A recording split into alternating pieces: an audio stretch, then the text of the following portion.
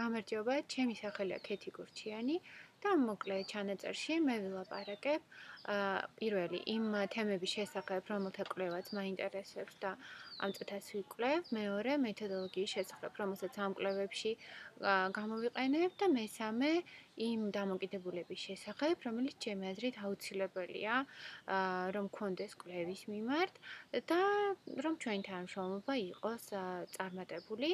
იმედია, რომელიმე თემა დაგაინტერესებთ და დავიწყებთ თანამშრომლობას. პირველი დიდი თემა, რომელსაც მე ვიკვლევ და სიამოვნებით ვითანამშრომლებდი დოქტორანტებთან, არის რელიგიურობის როგორც ფენომენის კვლევა. რელიგიურობის კვლევა ფართო თემაა, ის შეიძლება ბევრ მცირე კვლევის პროექტად დაიყოს. საფუძველში ეს არაოდი, რომ რწმენა არის მრავალგანზომილებიანი, რელიგიურობა არის მრავალგანზომილებიანი, გამოიყოფა მისი სხვადასხვა ფორმები, როგორ შეიძლება იყოს ის ადამიანის ცხოვრებაში წარმოდგენილი რელიგიურობა, რომელიც შეიძლება იყოს ასახული რწმენაში, შეიძლება იყოს ასახული ქცევაში, რამდენად უფრო მორალურად იქცევა ადამიანი, რას ეძახის ამ რწმენას ყოველდღიურობაში და ასე შემდეგ. ამგვარი კვლევა ჩატარებული მე რამდენადაც ვიცი არ არის.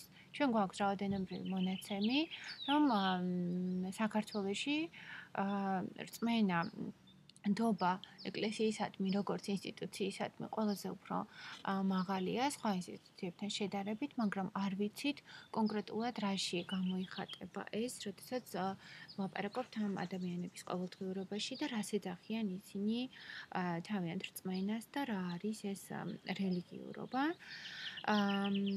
გარკვეული პერიოდის მანძილზე ჩემი კვლევა კონცენტრირებული იქნება თვითონველი იქნება ქართველი ემიგრანტები, როგორ ხდება ქართველი ემიგრანტების ოჯახებში რელიგიურობის სოციალიზაცია ბავშვებში და მათში რელიგიური იდენტობის ჩამოყალიბება.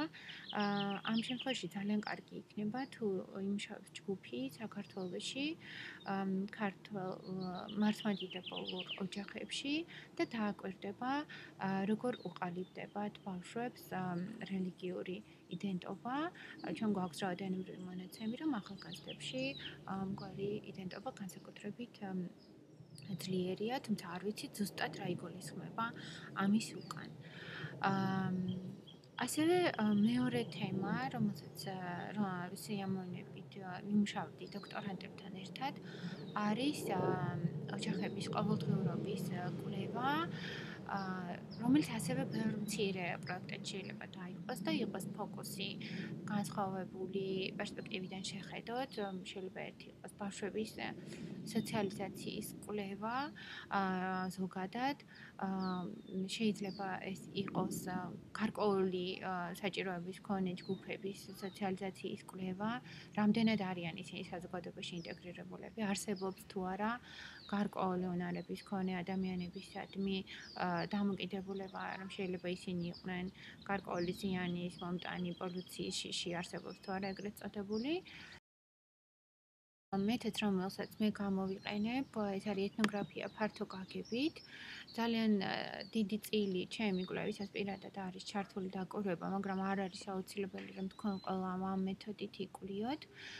ვფიქრობ, რომ ეთნოგრაფიის ფართო გაგების გამოყენება ყველაზე უფრო სასარგებლო იქნება და მათ შორის ვიზუალური ანთროპოლოგიის ხერხების გამოყენება. ზოგადად ვფიქრობ, რომ ამგვარი კვლევების წარმოებისას მნიშვნელოვანია შერეული მეთოდების გამოყენება, რომ შევძლოთ ჩვენი მიგნებების განზოგადება და საინტერესო იქნება თუ კი შედგება ჯგუფი, რომელშიც ჩართულები იქნებიან არა მხოლოდ ანთროპოლოგიით დაინტერესებული დოქტორანტები, არამედ ისინი, ვისაც რაოდენობრივი კვლევის უნარები უკვე აქვს შეძენილი, ან ეყოლება თანახმწვანელი. განსაკუთრებით მნიშვნელოვანი კვლევისას და ჩვენი თანამშრომლობისას იქნება სამი რამ. პირველი არის პროფესიონალიზმი, რომელიც გამოხატული უნდა იყოს როგორც ღრმა ცოდნაში, რომელიც თქვენ უნდა შეიძინოთ კვლევის პროცესში და კვლევის დაწყებამდე. პროფესიონალიზმი, რომელიც ასევე გამოხატული უნდა იყოს განსაკუთრებით ახალი ცოდნის შექმნისას და განსაკუთრებით აკადემიური პატიოსნების დაცვით. და პროფესიონალიზმი, რომელიც აუცილებლად უნდა ჩანდეს თქვენ მიერ ეთიკის დაცვისას, იმიტომ რომ ეს პროცესი და თვითონ ეთნოგრაფია როგორც მეთოდი განსაკუთრებით მგრძნობიარეა და მოითხოვს ჩვენგან იმ ხალხის და განსაკუთრებულ მიდგომას იმ ხალხისადმი, რომლებიც უნდა ვიკვლიოთ. და ბოლოს, რაც განუყოფელი ნაწილი უნდა იყოს იმ ხალხის კვლევის, რომელიც გადაწყვეტს, რომ ამ თემებზე ერთად ვიმუშაოთ, ეს არის ენთუზიაზმი.